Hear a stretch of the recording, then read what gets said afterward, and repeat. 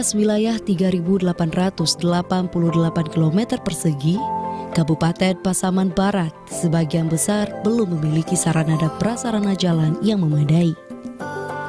Sementara, Kabupaten Pasaman Barat kaya akan potensi sumber daya alam, seperti perkebunan kelapa sawit penghasil crude palm oil atau CPO, potensi pertanian, serta pertambangan seperti biji besi dan mineral. Kekayaan sumber daya alam ini membuka kesempatan kepada daerah untuk meningkatkan pendapatan dalam menunjang ekonomi masyarakat. Hal ini disebabkan karena sumber daya alam yang dimiliki menjadi modal utama yang bisa diekspor ke luar daerah. Guna mewujudkan harapan tersebut, sangat dibutuhkan dukungan infrastruktur seperti jalan dan jembatan yang layak serta memadai dalam memperlancar distribusi logistik di Indonesia, khususnya di Kabupaten Pasaman Barat. Pemirsa, meningkatkan percepatan pembangunan infrastruktur seperti jalan dan juga jembatan tentu sangat memberikan manfaat yang besar untuk daerah tersebut, baik dari segi peningkatan ekonomi masyarakatnya maupun investasi untuk daerah sendiri dari perusahaan lainnya. Nah, seperti saat ini saya sedang berada di Kabupaten Pasaman Barat, di mana di daerah ini telah dibangun sebuah pelabuhan Teluk Tapang Air Bangis, namun untuk menuju ke sana aksesnya belum tersedia dengan layak. Nah, untuk itu saya ingin melihat seperti apa progres pengerjaan infrastruktur ini. Yuk ikuti perjalanan saya.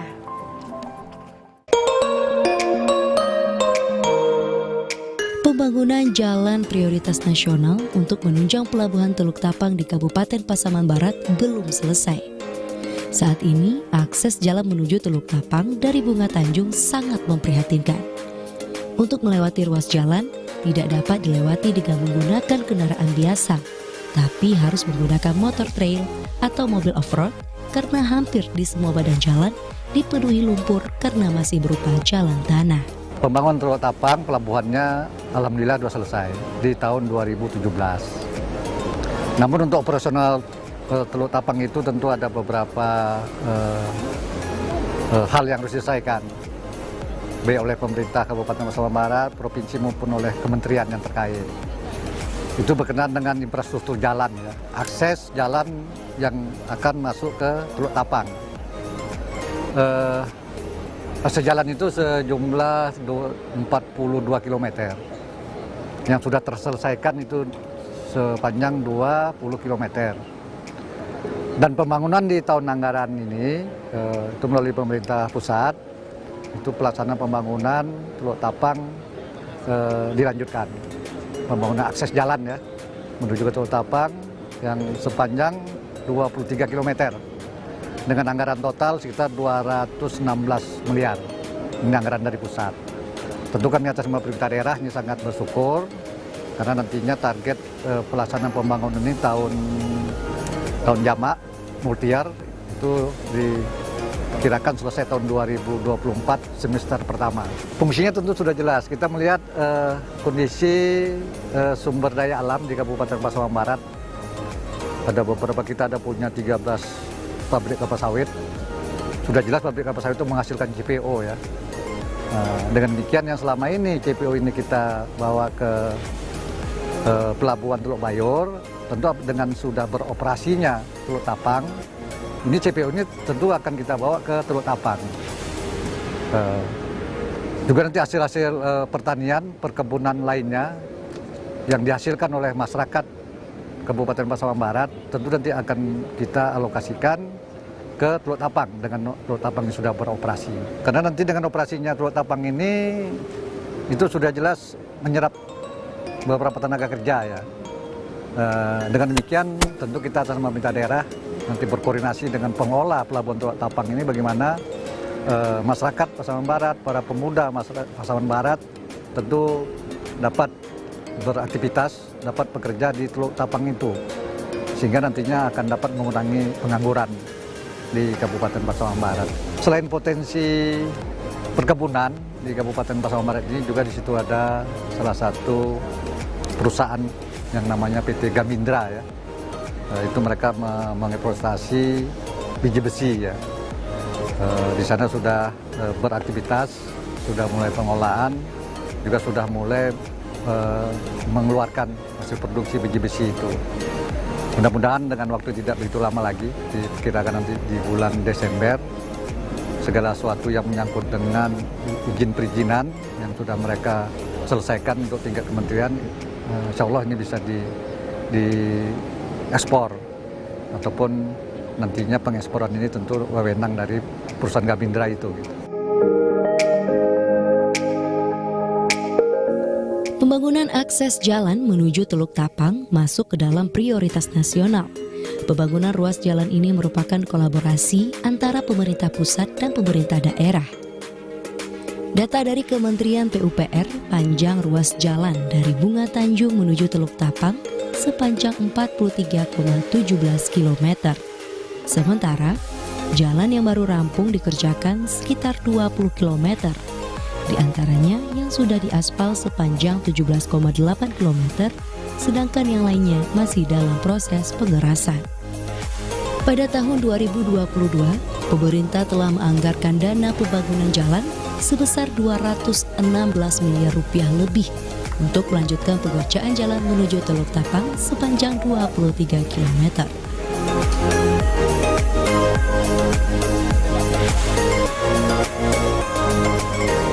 Sementara proyek pembangunan jalan dilaksanakan oleh perusahaan kontraktor PT Wijaya Karya yang dimulai dari tanggal 12 September 2022 hingga tahun 2024 mendatang.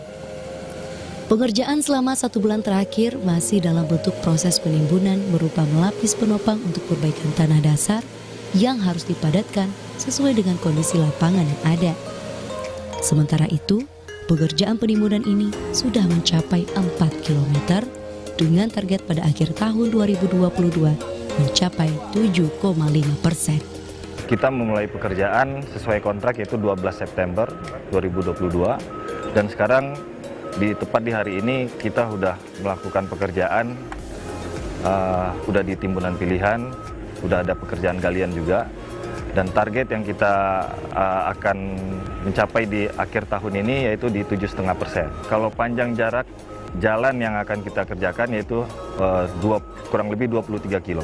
Kalau untuk 7%, kita sekarang masih ada pekerjaan di timbunan pilihan, belum untuk memulai pekerjaan aspalnya. Kalau untuk kendala saat ini yaitu di cuaca ya. Cuaca ya, curah hujan sekarang juga sangat tinggi sekarang. Nah, itu kendala terberat bagi kami saat ini. Sehingga untuk mengakses mobilisasi material pun jadi terhalang. Jalan juga jadi rusak juga berat. Itulah kendala terberat kami di saat ini. Kalau untuk cuaca sekarang untuk mengakses transportasi untuk material, ya jalan yang udah ada ini ya yang kendala terberat kami. Jalan jadi rusak. Jadi untuk mengakses, transportasi material itu jadi terganggu. Kalau harapan semoga pekerjaan ini aja berjalan lancar lagi. Itu pun didukung dari faktor cuaca juga ya. Tapi kita tetap bekerja sesuai dengan prosedur dan juga kontrak kesepakatan yang telah kita sepakati bersama PU.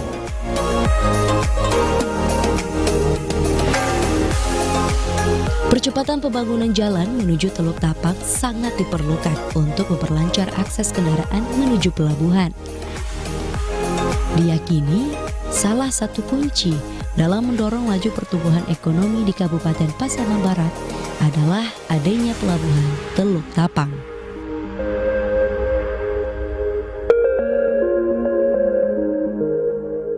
Saat ini sarana transportasi yang digunakan masyarakat menuju pelabuhan Teluk Tapang melalui jalur laut dengan jarak tempuh 1,5 jam. Rampungnya pengerjaan jalan nantinya diyakini akan mempersingkat waktu tempuh dan mengurangi biaya transportasi.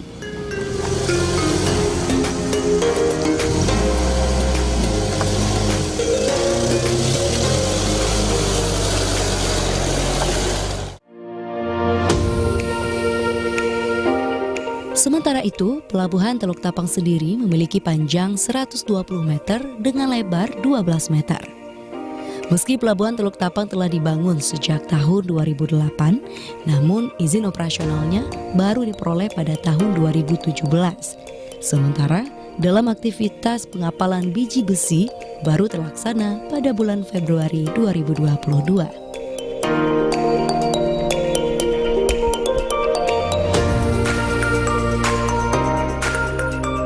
Di sisi lain, dalam meningkatkan status hierarki pelabuhan dari pengumpan menjadi pengumpul, masih menunggu proses pemindahan izin lingkungan yang masih diproses di KLH atau Kementerian Lingkungan Hidup.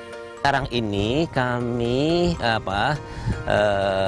sudah membangun pertama kasway sekitar 187 meter kali sekitar 8 meter, lalu sterelnya sekitar 45 kali 5 meter. Sementara dermaga ini yang ada di depan kita bersama ini sekitar 120 kali 8 meter. Nah, dengan kemampuan dermaga sekitar 25 ton. Sementara dari sisi dermaganya sesuai dengan izin operasional itu khusus untuk kapal-kapal maksimal 3.000 DWT, sementara untuk tongkang 300 feet. Kita baru bisa berbicara saat ini baru dari sisi laut saja. Kenapa? Dari sisi laut, dari sisi darat sementara ini belum ada pelimpahan, penyerahan. Kenapa? Ini kan dari sisi darat masih berstatus hutan lindung yang baru diserah terimakan kepada Kabupaten Pasaman Barat.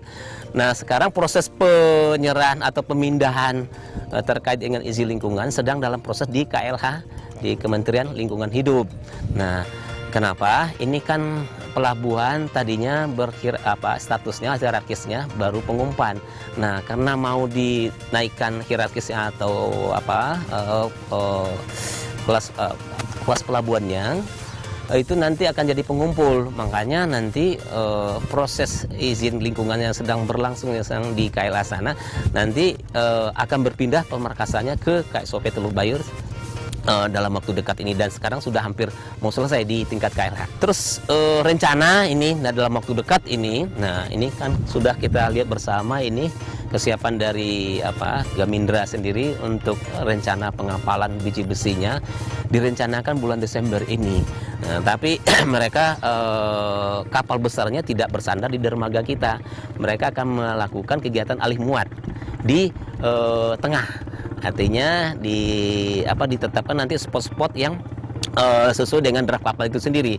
Mungkin sekitar 2-3 mil dari dermaga di sini. Nah, itu untuk perdana rencananya mungkin sekitar 40 atau 50 ribu ton untuk rencana pengapalan perdana. Kalau kapal yang besar itu dengan GT-nya sekitar 10 ribu atau 20 ribuan ke atas, ke dermaga kita nggak mampu untuk itu. Kemampuan dermaga cuman bisa 3.000 DWT, untuk tongkang cuma 300 feet.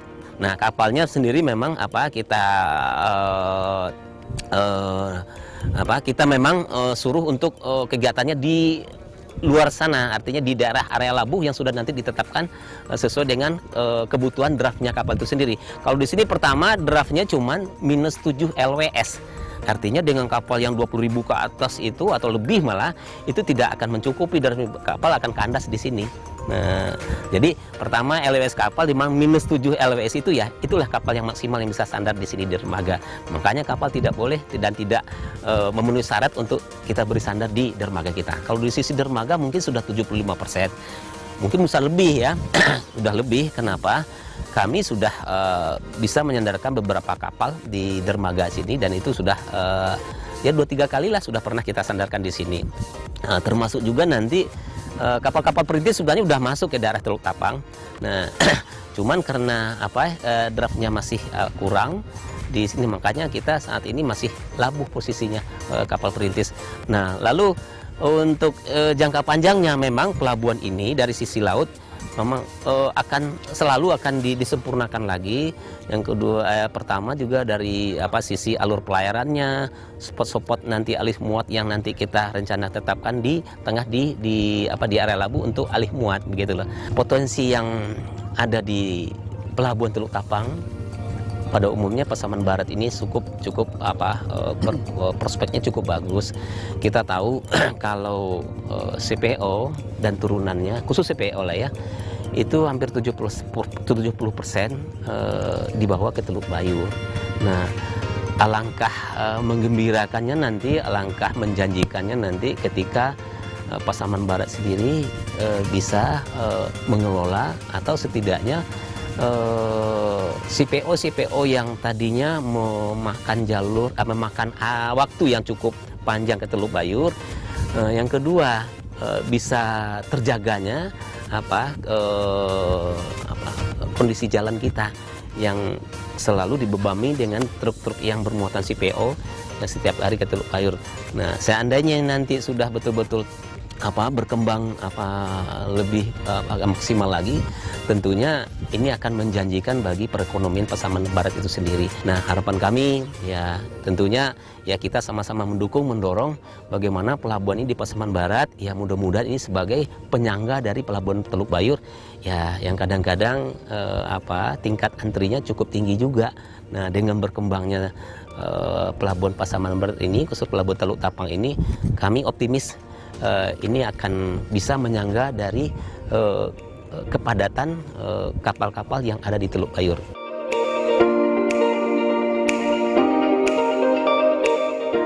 Saat ini pembangunan pelabuhan Teluk Tapang sudah mencapai 75% dengan kemampuan dermaga 25 ton. Pembangunan dan pengembangan pelabuhan Teluk Tapang masih membutuhkan sejumlah fasilitas pendukung seperti lampu penerangan, rambu-rambu sebagai penanda dalam mendukung sistem navigasi, container belt untuk bongkar muat yang lebih cepat dan efisien. Kapasitas sandar kapal di dermaga pelabuhan Teluk Tapang maksimal 3.000 DWT, sedangkan untuk kapal jenis tongkang 300 feet. Jika melebihi kapasitas yang ditentukan, maka pelabuhan tidak sanggup untuk menopang kapal tersebut karena draft dermaga hanya -7 LWS.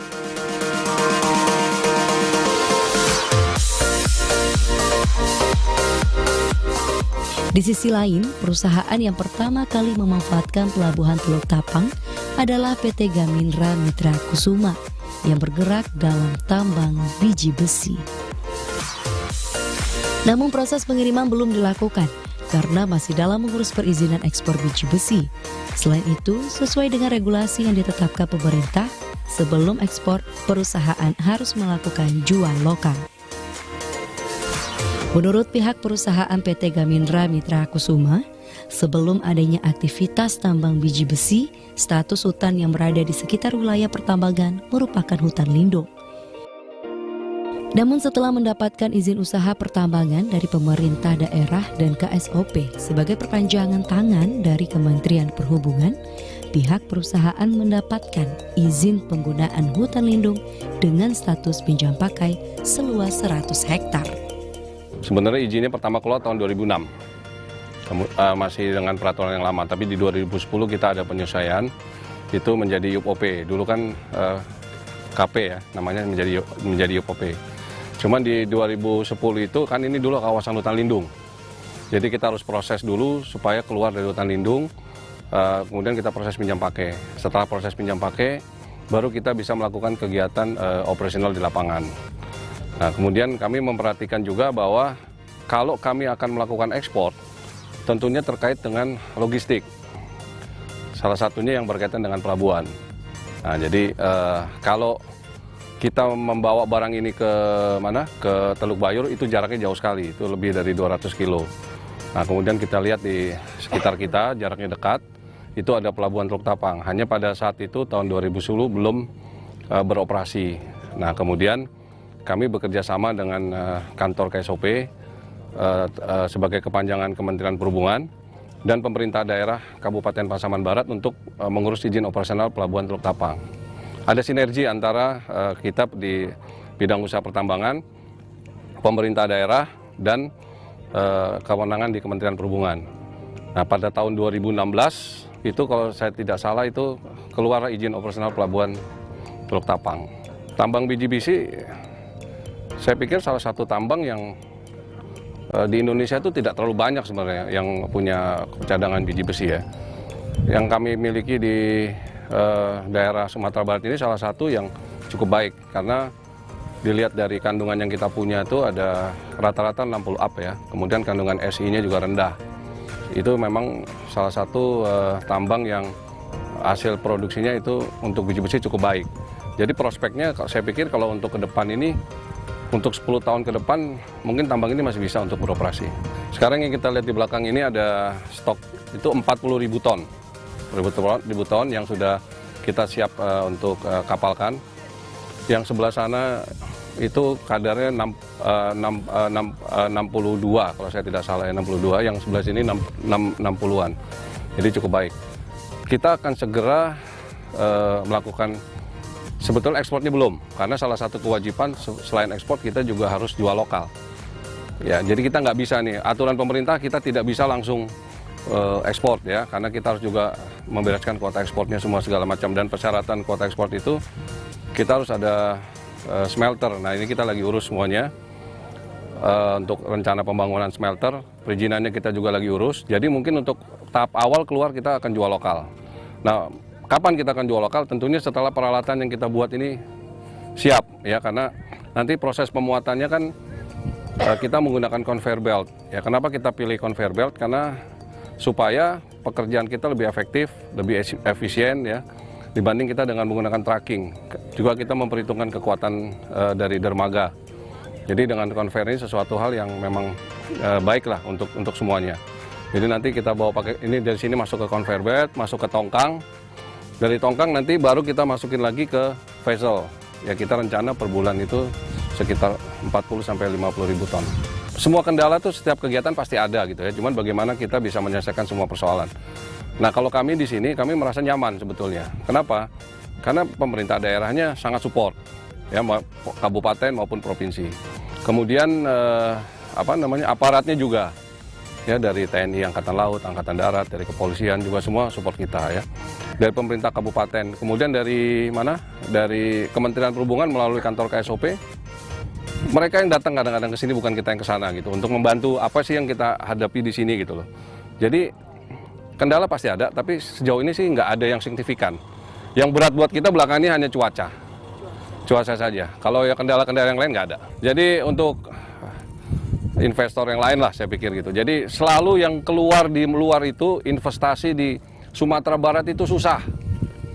Saya mau sampaikan di sini itu nggak begitu.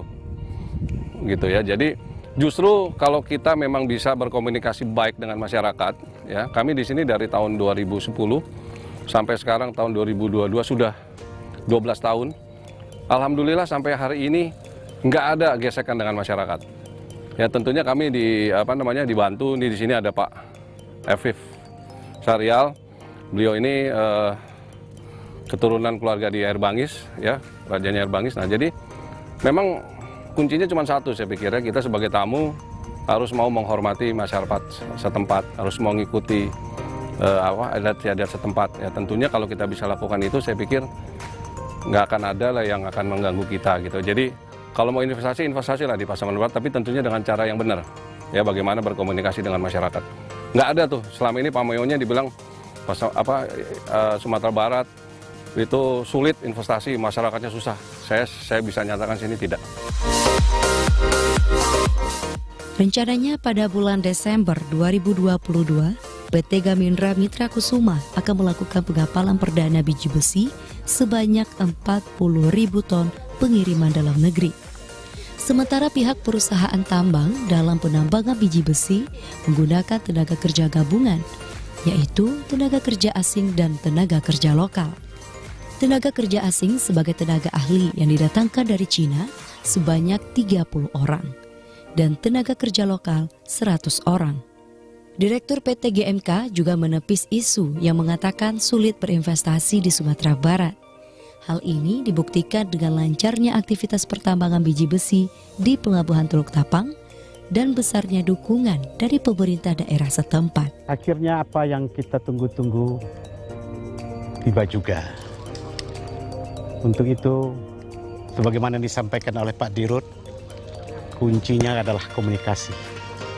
yang selama ini dijalin oleh PT GMK, mulai dari atas terus ke bawah sampai ke pemerintah nagari, dari pemerintah nagari terus ke atas.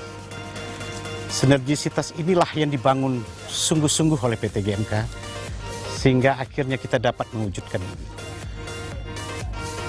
Begitu juga dengan pihak pelabuhan, KSOP, dan jajarannya, kita menyampaikan terima kasih yang sebesar-besar dan setinggi-tingginya atas dukungan yang sangat luar biasa. Saya setiap Pak KSOP dan jajaran datang ke sini, saya selalu mendampingi. Luar biasa, sungguh sangat luar biasa. Insya Allah dengan dukungan Pak KSOP dan jajarannya, ke depan Air Bangis akan berjaya kembali melalui lautnya. Dengan rampungnya penguatan infrastruktur dari Bunga Tanjung ke Pelabuhan Teluk Tapang Air Bangis, aktifnya pengapalan dan pengeksporan hasil sumber daya alam keluar daerah, diyakini pemerintah daerah dan masyarakat Kabupaten Pasaman Barat akan merasakan manfaat dari keberadaan Pelabuhan Teluk Tapang. Pemirsa, sejauh perjalanan saya kali ini, memang akses jalan dan jembatan merupakan unsur yang sangat vital dalam konektivitas antar wilayah. Sama halnya dengan pembangunan jalan yang layak untuk menuju ke Pelabuhan Teluk Tapang Air Bangis Kabupaten Pasaman Barat ini. Nantinya Pelabuhan Teluk Tapang Air Bangis Kabupaten Pasaman Barat ini dapat menjadi penggerak dari pertumbuhan ekonomi di Kabupaten Pasaman Barat. Demikian Sumber Membangun kali ini, saya Nagmah Majid, sampai jumpa.